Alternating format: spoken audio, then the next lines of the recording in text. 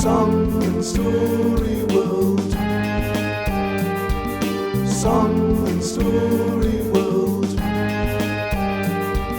Hello and welcome to Song and Story World.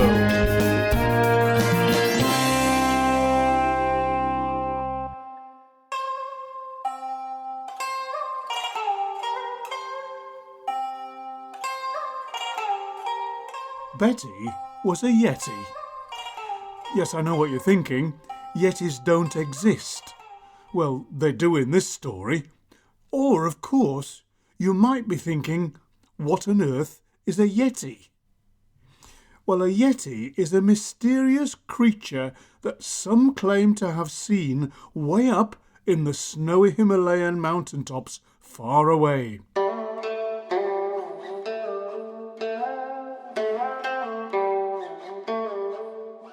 Other people say they're mistaken and that there is no such creature. But we know different, don't we? Betty lived with her husband Eddie in a rather large cave on the mountain called Everest in the Himalayas. They were very secretive creatures, always very careful not to be seen. Eddie left the cave occasionally to catch a creature to cook. Not many animals or birds live this far up in the mountain.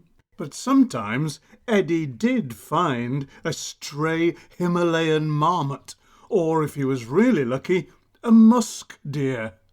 They didn't eat many vegetables.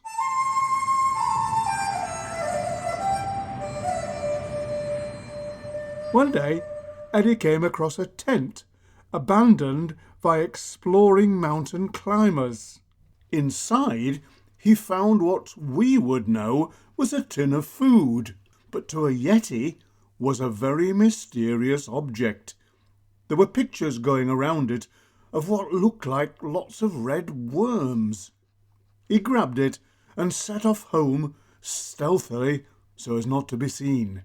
He was always very careful to disguise his tracks in the snow, but sometimes he purposely left a single footprint for Yeti believers to get excited about. Betty was excited. They'd never seen a tin before.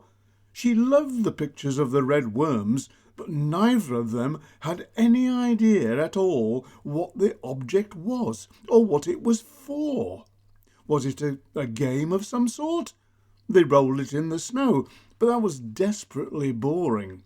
They tried playing throw and catch with it, but that game was done much better with a little stone or even a snowball, until it melted, of course.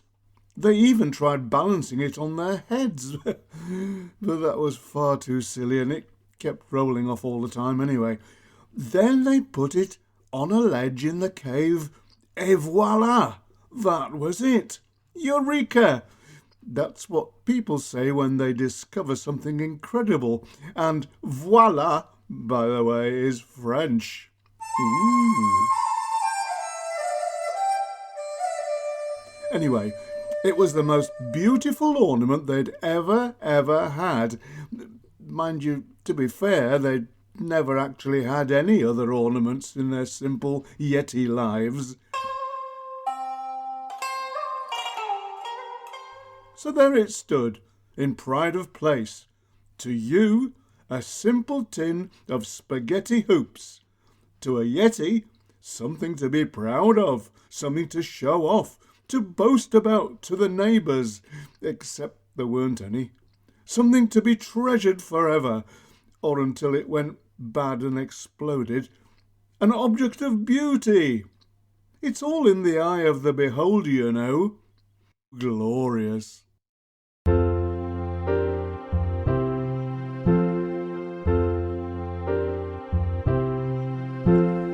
You may have heard of Picasso.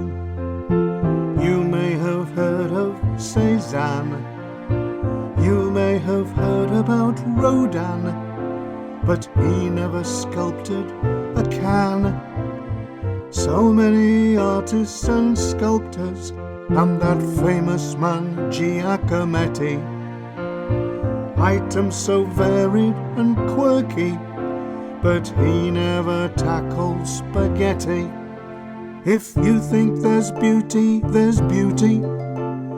People see things differently. What you think is so very stylish may just look like rubbish to me.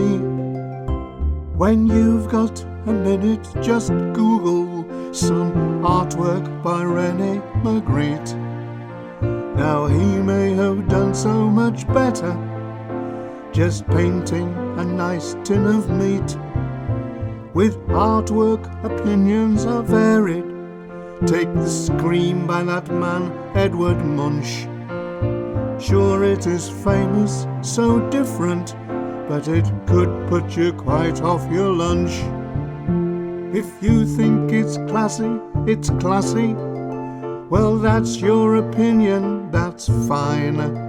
But I get a butcher's and blimey, your view sure differs to mine. It's the same with food, it's the same with hair, it's the same with drinks and fashion. It's the same with cars, the same with games. They all create such passion. One man's meat, another man's poison. One man's poison, another man's meat. So although we often will differ, agreement is always so sweet.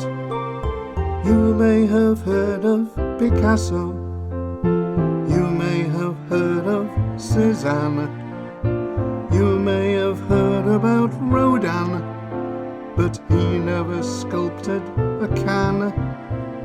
So many artists and sculptors, and that famous man Giacometti. Items so varied and quirky, but he never tackled spaghetti.